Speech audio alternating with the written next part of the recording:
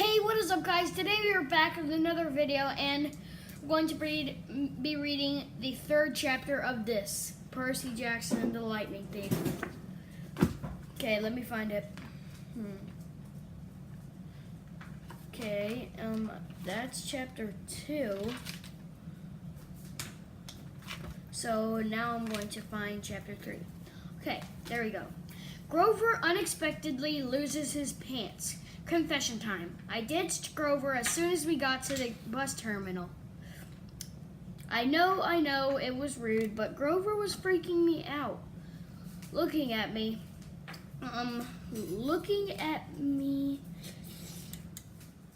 Crap. I lost my place. Looking at me like I was a dead man, muttering, "Why does this always happen? And why does it always have to be 6th grade?" Whenever he got upset, Grover's bladder acted up. So I wasn't surprised when, as soon as we got off the bus, he made me promise to wait for him. Then he made a beeline for the restroom. Instead of waiting, I got my suitcase, slipped outside, and caught the first taxi uptown. East 104th and 1st, I told the driver. A word about my mother before you meet her. Her name is Sally Jackson, and she's the best person in the world. Which just proves my theory that the best people have the rottenest luck. Her own parents died in a plane crash when she was 5, and she was raised by an uncle who didn't care much about her. She wanted to be a novelist, so she spent high school working to save enough money for a college with a good creative writing program. Then her uncle got cancer, and she had to quit school her senior year to take care of him. After he died, she was left with no money, no family, and no diploma. The only good break she ever got was meeting my dad. I don't have any memories of him, just a sort of warm glow. Maybe the barest trace of a smile. My mom doesn't like to talk about him because it makes her sad. She has no pictures. See, they weren't married. She told me he was rich and important, and their relationship was a secret. Then one day he set sail across the Atlantic on some important journey, and he never came back. Lost at sea, my mom told me. Not dead, lost at sea. She worked odd jobs, took night classes to get her high school diploma, and raised me on her own. She never complained or got mad, not even once. But I knew I wasn't an easy kid.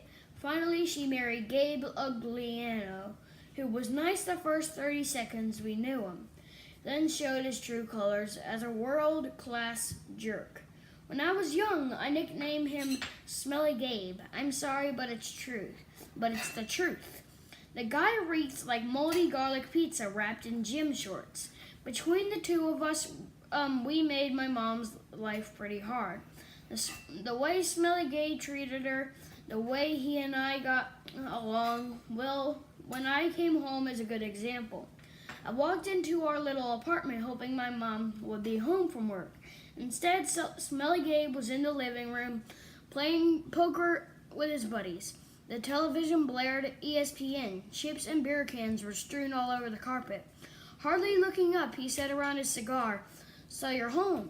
Where's my mom?" Working, he said. "You got any cash?" That was it. "No, welcome back. Good to see you. How has your life been the last 6 months?" Gabe had put on weight. He looked like a tuskless walrus in thrift store clothes. He had about 3 hairs on his head, all combed over his bald scalp, as if that made him handsome or something. He managed the electronics megamart in Queens, but he stayed home most of the time. I don't know why he hadn't been fired long before. He just kept on collecting paychecks, spending the money on cigars that made me nauseous, and on beer, of course, always beer. Whenever I was home, he expected me to provide his gambling funds.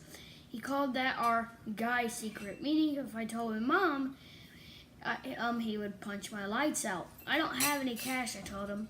He raised a greasy eyebrow. Gabe could sniff out money like a bloodhound, which was surprising since his own smell should have covered up everything else. "You took a taxi from the bus station," he said. "Probably paid with a 20. Got $6, $7 and change. Somebody expects to live under his roof." under this roof. He ought to carry his own weight. Am I right, Eddie? Eddie, the super of the apartment building, looked at me with a twinge of sympathy. Come on, Gabe, he said. The kid just got here. Am I right? Gabe repeated. Eddie sculled into his bowl of pretzels. The other two guys passed gas and Harmony. Fine, I said. I dug a wad of dollars out of my pocket and threw the money on the table. I hope you lose. Your report card came in, brain boy, he shouted after me. I wouldn't act so snooty. I slammed the door to my room, which really wasn't my room. During school months, it was Gabe's study. He didn't study for anything except old car magazines, but he loved showing my stuff in the closet, leaving his muddy boots on the windowsill and doing his best to make the place smell like his nasty cologne and cigars and stale beer. I dropped my suitcase on the bed. Home sweet home. Gabe's smell was almost worse than the nightmares about Mrs. Dodds, or the sound of that old fruit lady's shears snipping yarn. Oh, my neck really hurts right now. But as soon as I thought that, my legs felt weak. I remember Grover's look of panic, how he'd made me promise I wouldn't go home without him. A sudden chill rolled through me. I felt like something was looking for me right now, maybe pounding its way up the stairs, growing long, horrible talons. Then I heard my mom's voice. Percy? She opened the bedroom, and my fears melted. My mother can make me feel good just by walking into the room. Her eyes sparkle and change color in the light. Her smile is as warm as a quilt. She's got a few gray streaks mixed in with her long brown hair, but I never think of her as old. When she looks at me, it's like she's seeing all the good things about me, none of the bad. I'd never heard of her raise her voice or say an unkind word to anyone, not even me or Gabe. Oh, Percy, she hugged me tight. I can't believe it. You've grown since Christmas. Her red, white, and blue sweet Un-America uniform smelled like the best things on the world. Chocolate, licorice, and all the other stuff she sold at the candy shop in Grand Central. She brought me a huge bag of free samples, the way she always did when I came home. We sat together on the edge of the bed. While I attacked the blueberry sour string, she ran her hand through my hair and demanded to know everything I hadn't put in my letters. She didn't mention anything about my getting expelled. She didn't seem to care about that. But was I okay? Was her little boy doing all right? I told her she was smothering me and to lay off and all that. But secretly, I was really, really glad to see her. From the other room, Gabe yelled, "Hey, Sally, how about some bean dip, huh?" I gritted my teeth. My mom is the nicest lady in the world. She should have been married to a millionaire, not some jerk like Gabe. For her sake, I tried to sound upbeat about my last days at Yancey Academy. I told her I wasn't too down about the expulsion. I'd lasted almost the whole year this time. I'd made some new friends, I'd done pretty well in Latin, and honestly, the fights hadn't been as bad as the headmaster said. I liked Yancey Academy, I really did. I put such a good spin on the year. I almost convinced myself I started choking up, thinking about Grover and Mr. Brenner. Even Nancy Bobofit suddenly didn't seem so bad. Until that trip to the museum. What? My mom asked. Her eyes tugged at my conscience, trying to pull out the secrets. Did something scare you? No, Mom. I felt bad lying. I wanted to tell her about Miss Dodds and the three old ladies with the yarn, but I thought it would sound stupid. She pursed her lips. She knew I was holding back, but she didn't push me. I have a surprise for you, she said. We're going to the beach. My eyes widened. Montauk? 3 nights, same cabin. When? She smiled as soon as I get changed. I couldn't believe it. My mom and I hadn't been to Montauk the last 2 summers because Gabe said there wasn't enough money. Gabe appeared in the doorway and growled, "Bean dip, Sally? Didn't you hear me?" I wanted to punch him, but I met my mom's eyes, and I understood she was offering me a deal. Be nice to Gabe for a little while, just until she was ready to leave for Montauk. Then we would get out of here. I was on my way, honey, she told Gabe. We were just talking about the trip. Gabe's eyes got small. The trip? You mean you were serious about that? I knew it, I muttered. He won't let us go. Of course he will, my mom said evenly. Your stepfather is just worried about money. That's all. Besides, she added, Gabriel won't have to settle for bean dip. I'll make him enough 7-layer dip for the whole weekend. Guacamole, sour cream, the works. Gabe softened a bit. So this money for your trip, it comes out of your closed budget, right? Yes, honey, my mother said, and you won't take my car anywhere but there and back. We'll be very careful. Gabe scratched his double chin. Maybe if you hurry with that 7-layer dip, and maybe if the kid apologizes for interrupting my poker game. Maybe if I kick you in your soft spot, I thought, and make you sing soprano for a week. But my mom's eyes warned me not to make him mad. Why did she put up with this guy? I wanted to scream. Why did she care what he thought? I'm sorry, I muttered. I'm really sorry I interrupted your incredibly important poker game. Please go back to it right now. I know that's sarcasm. Gabe's eyes narrowed. His tiny brain was probably trying to detect sarcasm in my statement. Yeah, whatever, he decided. He went back to his game. Thank you, Percy, my mom said. Once we got to Montauk, we'll talk more about whatever you've forgotten to tell me, okay? For a moment, I thought I saw anxiety in her eyes. The same fear I'd seen in Grover during the bus ride, as if my mom, too, felt an odd chill in the air. But then her smile returned, and I figured I must have been mistaken. She ruffled my hair and went back and went to make Gabe his 7-layer dip. An hour later, we were ready to leave. Gabe took a break from his poker game long enough to watch me lug my mom's bags to the car. He kept griping and groaning about losing her cooking and, more important, his '78 Camaro. For the whole weekend. Not a scratch on this car, brain boy, he warned me as I loaded the last bag. Not one little scratch. Like I'd be the one driving. I was 12. But that didn't matter to Gabe. If a seagull so much as pooped on his paint job, he'd find a way to blame me. Watching him lumber back toward the apartment building, I got so mad I did something I can't explain. As Gabe reached the doorway, I made the hand gesture I'd seen Grover make on the bus, sort of warding off evil gesture. A clawed hand over my heart, then shoving movement toward Gabe. The screen door slammed shut so hard it whacked him in the butt and sent him flying up the staircase as if he'd been shot from a cannon. Maybe it was just the wind or some freak accident with the hinges, but I didn't stay long enough to find out. I got in the Camaro and told my mom to step on it. Our rental cabin was on the South Shore, way out the tip of Long Island. It was a little pastel box with faded curtains, half sunken into the dunes. There was always sand in the sheets and spiders in the cabinets, and most of the time the sea was too cold to swim in. I loved the place. We'd been going there since I was a baby. My mom had been going even longer. She never exactly said, but I knew why the beach was so special to her. It was a place where she'd met my dad.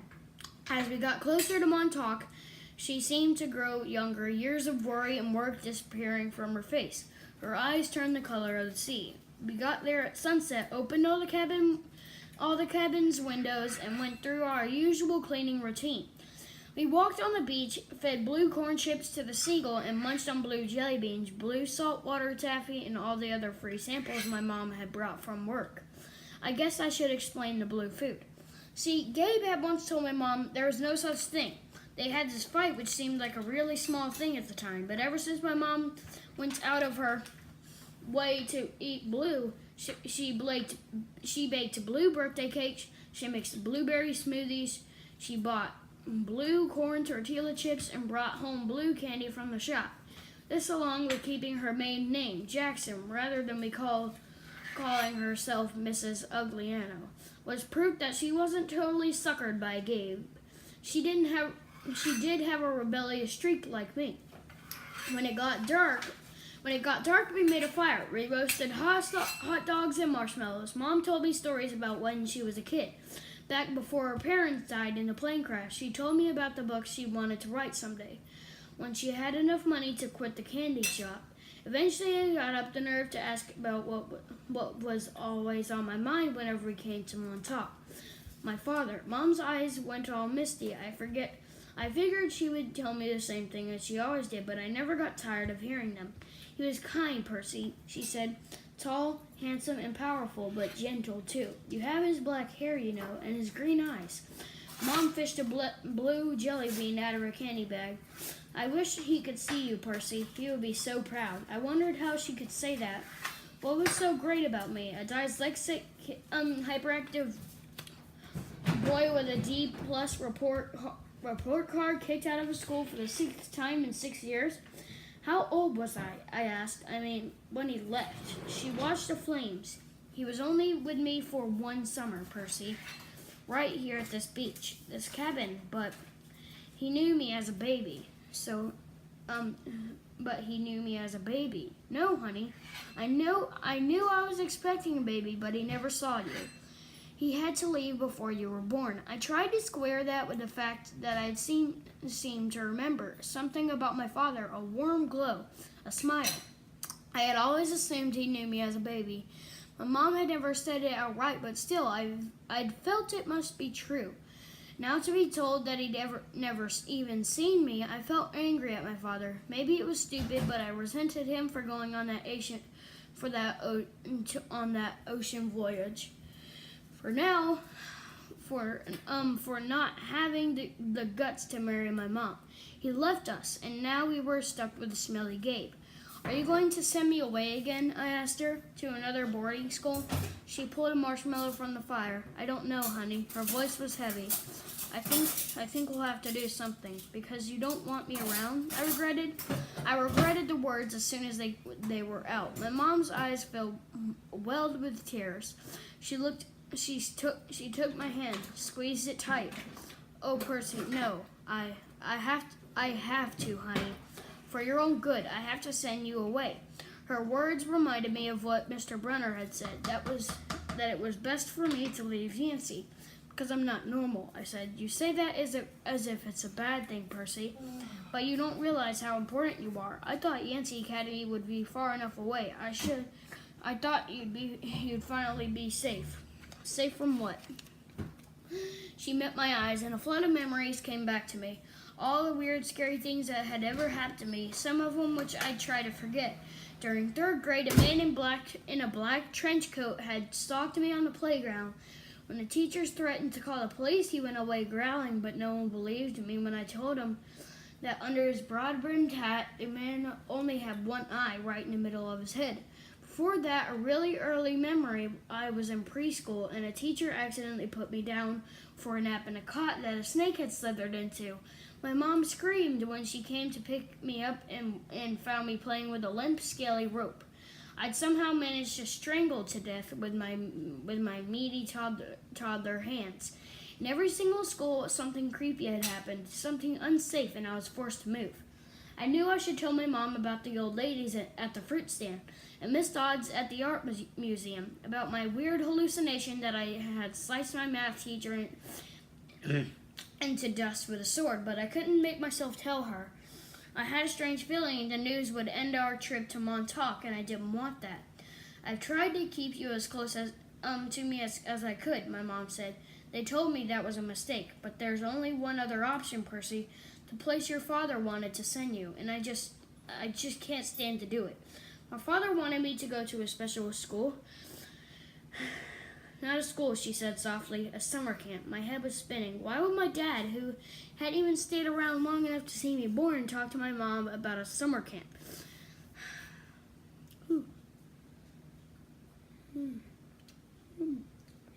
Hadn't he...